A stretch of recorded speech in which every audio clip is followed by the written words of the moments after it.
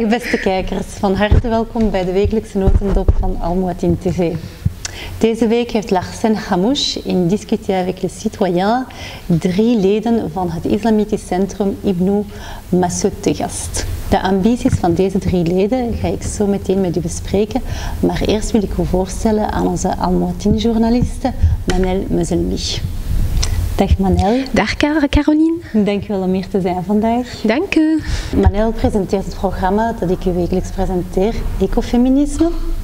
En laatst heeft Al Mouatin samen met 2 Joodse organisaties, namelijk het European Jewish Community Center en het Jewish Contribution to an Inclusive Europe, 2 ontmoetingen georganiseerd enkel voor vrouwen.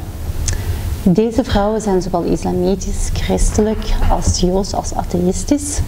En het doel van deze ontmoetingen is het interculturele en interreligieuze dialoog te bevorderen. En het uitwerken van gemeenschappelijke projecten. En Manel was daar aanwezig. Manel, toi tu étais présente au rendez-vous en fait à la conférence pour les dialogues interculturels et interreligieux. Il y avait uniquement que des femmes. Oui, tout à fait. Il y avait uniquement des femmes de différents milieux socio-économiques, mais des femmes aussi de différentes religions. Donc on avait des juives, musulmanes, chrétiennes et agnostiques, athées. Donc on a des femmes de toutes les religions qui sont rassemblées pour avoir un dialogue interculturel et échanger et pouvoir partager une expérience ensemble. D'accord. Et le but en fait, comment est-ce que vous êtes arrivé à cette idée? Parce que finalement c'est Al Mouatin, ensemble avec 2 autres associations, 2 associations juives en fait. Oui, tout à fait. En fait c'est l'initiative de Al Mouatin TV avec le centre juif européen et European Jewish Center for Inclusive Europe. Et donc c'est une initiative, je veux dire, très enrichissante parce que la rencontre consiste à partager l'expérience de dialogue et du vivre ensemble, mais aussi partager l'expérience entre femmes. Et on sait bien que la femme, c'est le pilier de la société, c'est elle qui va guider le dialogue entre les différentes religions et générations. Et donc le travail consiste à fortifier le rôle de la femme. D'accord. Et les points clés en fait de cette rencontre, qu'est-ce qui s'est concrétisé? En fait, la rencontre consiste à tout d'abord se présenter parce qu'on avait une première rencontre au mois de janvier. Donc on s'est présenté, il y avait vraiment ce côté contact, donc to break the ice au début. On avait vraiment donc un premier contact où on a échangé, où on a donc partagé nos expériences, nos frustrations, nos déceptions des fois par rapport au dialogue interculturel et religieux. Et la deuxième rencontre, c'était en collaboration avec ma collègue Stéphanie, qui est une historienne de formation et qui travaille dans le centre contre la lutte à toute forme de discrimination et de racisme. Et donc, il y avait des exercices où on a travaillé ensemble, entre groupes, des molécules d'identité et puis après, interprétation de textes bibliques. Et à travers ces exercices-là, on retrouve le rôle de la femme et le rôle de l'être humain en général. Donc, je peux t'interrompre. Les molécules identitaires, qu'est-ce que c'est en fait? Tout à fait. Cet exercice, c'était un exercice très très important parce qu'on a travaillé sur 5 piliers de l'identité ou 5 disons thèmes d'identité. Chacun devrait se présenter par rapport à sa priorité, quelle est son identité. Il s'identifie en tant que chrétien, musulman, juif ou en tant que, je veux dire, femme, en tant que prof, par exemple, si elle exerce son métier, prof, médecin, infirmier, etc. Ou en tant que être humain, tout simplement, en tant que pacifiste, en tant que, je veux dire, une personne qui s'engage dans la société civile pour lutter contre toute forme de discrimination ou toute forme de haine. Et on a trouvé beaucoup de points communs entre ces différentes dames. Toutes ces femmes-là se sont identifiées à un certain moment par religion ou par identité communautaire, etc. Mais à un certain moment, elles se sont reconnues en tant que femmes. Et elles refusent toute discrimination envers les femmes, que ce soit religieuse ou communautaire, etc. Donc il y a toujours la femme qui revient, l'identité féminine qui revient chaque fois où on discute de l'identité. Voilà. Il a juste parlé aussi de frustration. Oui, les frustrations, c'est il y a toujours des attentes. Les femmes, elles pensent qu'à un certain moment, quand elles rencontrent une autre femme, par exemple, d'une autre religion, elles peuvent partager, par exemple, en tant que mère, partager les sujets de discussion avec les enfants, etc. Mais des fois, on s'attarde beaucoup sur les préjugés et on regarde toujours l'apparence beaucoup plus que le contenu ou beaucoup plus que l'identité ou je veux dire les principes de chacun. Donc c'est ça la frustration qui, je veux dire, les préjugés sont vraiment une frustration pour certaines femmes, représentent un handicap pour le dialogue pour certaines femmes. D'accord. Et puis je t'ai interrompu au moment que tu allais expliquer la conversation concernant les personnages féminins de la Bible. Tout à fait. Donc il y avait une interprétation de textes bibliques. Donc on a échangé des textes bibliques, Adam et Ève, et aussi donc d'autres textes bibliques où on a l'image de la femme et la même histoire qui existe dans la Bible, dans le Coran ou dans l'Ancien Testament, dans le Torah, et différentes versions. Donc différentes histoires. Et chacun, il a une histoire, il interprète d'une différente version et puis il découvre la même histoire dans la Bible ou dans la Torah, ou dans le Coran. Et donc, la découverte de la nouvelle histoire ou de la nouvelle interprétation est une découverte en soi-même de la vision de la femme, de la représentation de la femme dans un texte religieux. Voilà. D'accord. Merci. Merci à toi. Puis, je voulais encore te parler de ton programme.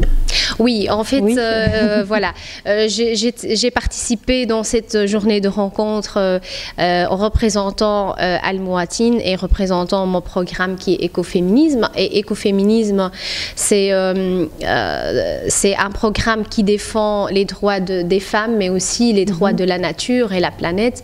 Et donc, le but de mon programme, c'est d'inviter des femmes bruxelloises au premier lieu, mais aussi inviter des femmes belges ou des femmes européennes ou africaines ou maghrébines, etc., qui sont engagées dans la lutte contre toute forme de discrimination, que ce soit envers la femme ou envers la nature, et qui ont des projets d'entrepreneuriat ou des projets de société civile qui aident, par exemple, les jeunes, les enfants, et qui sensibilisent les gens par rapport à cette thématique-là. Et donc, le programme vise à sensibiliser donc, nos téléspectateurs, notamment les jeunes et les jeunes femmes, par rapport aux droits de la femme et aux droits de la nature, mais aussi lancer cette...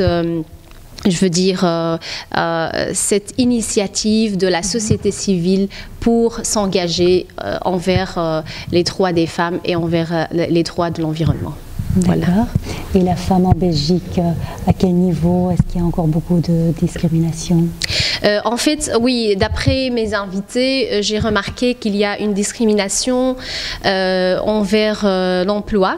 Surtout, et les femmes entrepreneuses qui se lancent en tant qu'entrepreneurs, elles ont beaucoup d'handicap parce que c'est toujours, on a toujours du mal à faire confiance à une femme qui se lance dans un projet en indépendante, parce que c'est la mentalité, on a souvent tendance à avoir plus confiance en un homme qui... Elles ne sont pas prises au sérieux. Oui, voilà.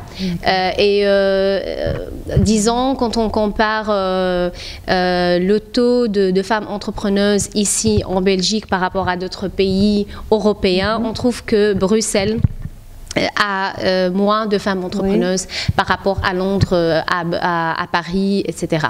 Mais par contre, il y a vraiment une nouvelle tendance d'entrepreneuriat partout. On encourage les femmes à entreprendre, il y a des facilités, mais il y a un manque de sensibilisation. Et donc ça, c'est le rôle de la société civile, des organisations, je veux dire, sensibiliser les femmes et donner beaucoup plus d'informations afin qu'elles s'engagent dans leurs projets et qu'elles entreprennent plus facilement. Voilà.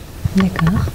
Et Al-Mouatine, qu'est-ce que signifie Al-Mouatine pour toi? Pour moi, tout d'abord, je voudrais te remercier, Caroline, parce que tu m'as invitée aujourd'hui pour parler de, je veux dire, de cette initiative de rencontre entre femmes juives, musulmanes, chrétiennes, et aussi l'initiative de mon émission. Pour moi, Al-Mouatine, c'est une famille. C'est pour ça, je te remercie. Je considère que tu fais partie de notre famille. Merci. Et comme Lassane, Daniel, tout le monde qui est engagé dans ce projet, on est engagé en tant que bénévole et on est content de participer à ce projet, de voir qu'il réussisse et qu'il fait vraiment du progrès. Et en fait, pour moi, ça représente une très belle initiative de l'espoir, surtout que le vivre ensemble, ça existe. Nous, on le représente déjà parce qu'on est déjà une famille de différentes religions, de différentes communautés, mais aussi notre amour pour Bruxelles, pour la Belgique, c'est ça qui nous ressemble, et aussi notre amour pour le vivre ensemble, pour la paix, pour l'humanité d'une façon générale, et notre conviction qu'on peut changer les choses et on n'a pas envie de rester les bras croisés. Aujourd'hui, on a vu les attentats de Manchester et on a vécu ça très très mal, de voir des jeunes massacrés au nom d'une barbarie. Donc je ne vois pas une autre initiative pour lutter contre ça à part de travailler ensemble et de faire des émissions, de sensibiliser les gens et d'être sur le terrain. Et je trouve que Al-Mouatine, elle est toujours sur le terrain, que ce soit dans des conférences, que ce soit à travers les programmes et surtout dans différentes langues. Donc on a toutes les langues représentées de la Belgique et c'est ça qui fait notre vivre ensemble. C'est pour ça qu'on est tous là. Oui, c'est pour ça qu'on aime Al-Mouatine. Oui, tout à fait. C'est pour ça qu'on aime Al-Mouatine. On est tous là et on remercie toute l'équipe pour leur soutien et leur patience et leur engagement. On remercie aussi Larsène Hamouche qui est notre directeur. Oui, notre directeur. L'initiative. Notre grand frère. C'est sûr. Oui, tout à fait. Voilà. Merci beaucoup, Caroline. Merci beaucoup, Manela. Merci. Avec plaisir et je te souhaite bonne continuation et vraiment, tu ramènes une touche très, je veux dire, très originale dans notre chaîne. Merci. Merci, Manel. Merci beaucoup. En nu ga ik overgaan naar de gasten van Larsène Hamouche in Discuter avec les citoyens. De gasten zijn dus leden van de moskee van Vorst, het islamitisch centrum Ibn Massoud.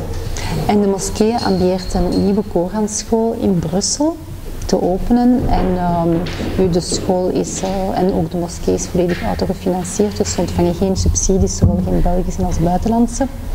En mijn vraag is daarbij eigenlijk, wat ambieert deze moslims om een nieuwe Koranschool op te starten? En hiervoor laat ik u de fragmenten bekijken van het interview van Larsène Hamouche en de 3 leden van de moskee. Justement, en tant que jeunes, c'est nous le futur de la société. Oui. Et donc je pense que nous aussi, on doit prendre part à ces projets, parce que ces projets, plus tard, ce sera nous qui devrons les gérer. Et par rapport à l'école islamique, ce serait vraiment bien, parce que ça permettra d'avoir une école qui alliera l'excellence académique et en même temps la connaissance de la religion. Il y a d'autres écoles islamiques à Bruxelles, je pense qu'il y en a 4. Oui. Oui. Et c'est pas suffisant pour non, je pense. C'est pas suffisant. Il faut beaucoup plus. Il faut beaucoup plus. Oui. Pourquoi on soutient ce genre de création d'écoles islamiques alors que l'islam est une religion de guerre, etc. Donc on a reçu pas mal. Et on voulait aujourd'hui que vous puissiez expliquer en fait aux spectateurs et aux auditeurs aussi, parce qu'on nous écoute via la radio. Quelle est l'idéologie de votre mosquée ou de votre centre islamique et quels sont les objectifs que vous voulez atteindre dans un cadre justement de cohabitation et dans un cadre du vivre ensemble dans la société belge? Mais en fait, moi tout d'abord, je voudrais répondre par une autre question à ces gens-là. Donc la question, c'est que pourquoi vous ne voulez pas que les musulmans, c'est-à-dire les citoyens belges, on est des citoyens belges de confession musulmane. D'abord, la question, pourquoi vous ne voulez pas que les musulmans créent des écoles confessionnelles islamiques? Ça, c'est la première question. Deuxième question, il ne faut pas mettre tout le monde dans le même panier. Alors que c'est un droit constitutionnel, la création d'une école islamique au niveau de l'État belge qui reconnaît ce genre de... Exactement. Et les gens qui nous suivent, ça, ils peuvent, les gens qui sont dans le domaine de l'enseignement, ils le savent très bien, c'est qu'il y a 3 réseaux. Et parmi ces réseaux de l'enseignement, donc vous avez le réseau officiel qui est lié à la communauté française, et puis il y a le deuxième réseau, ce qu'on appelle le libre subventionné confessionnel. Et donc, c'est-à-dire les juifs. Donc les juifs, ils ont des écoles, et pourquoi pas les musulmans? Donc c'est-à-dire, moi je ne comprends pas les gens pourquoi ils mettent tout le monde dans le même panier. C'est vrai qu'il y a le système, ce qu'on appelle ce problème-là, qui est la radicalisation, qui existe depuis X temps. C'est depuis il y a longtemps, ça existe, ce qu'on appelle التطرف هذا. موجود بكري ماشي موجود يعني à cause des attentats. Mais peut-être, Monsieur Khalid, peut-être que les citoyens ont besoin de comprendre justement qu'ils sont les centres comme les vôtres, qui sont pacifiques, qui prennent en fait un islam de paix, de respect, de tolérance, et d'autres qui ne le sont pas, parce qu'il y a une minorité aussi qui sont, disons, très radicales dans leur comportement, etc. Et c'est peut-être ça qui fait que le citoyen belge, lui, ou soit les autorités, etc., ont un peu peur de ça. Donc, est-ce qu'un centre comme le vôtre, qui est très actif, avec vraiment une capacité quand même de 1300 personnes, etc., qu'est-ce que ce centre-là peut faire justement pour valoriser l'image de l'islam? Mais tout d'abord, avant de répondre à cette question, M. Hassan, c'est que à l'autorité belge, les autorités belges, ils le savent très bien que la majorité des personnes qui ont fait ce genre d'attentats ou qui sont radicalisées, ils le savent très bien, c'est des gens qui ne viennent pas de la mosquée. C'est des gens, c'est entre parenthèses, des voyous, des gens qui ont eu un échec scolaire. Donc voilà, ce n'est pas des gens qui sortent de la mosquée. Et effectivement, alhamdoulilah, le centre islamique de Monsieur, c'est un centre où vraiment on donne une très très bonne image de notre religion. Et c'est une image qui est une image, vous venez de le citer, qui reflète un peu ce qu'on appelle la paix, la confiance. Et c'est tous des, alhamdoulilah, c'est des bienfaits pour refléter un peu, on suit un peu l'éducation, l'éthique de notre prophète Mohammed sallallahu alayhi wa sallam. Voilà, donc le centre islamique Ibn Saoud, alhamdoulilah, actuellement, on a pas mal d'activités. Verder heb ik voor u nog het weerbericht van de komende 3 dagen. Ik bedank u voor het kijken. Ik wens u nog een fijne dag toe en tot volgende week. Dag.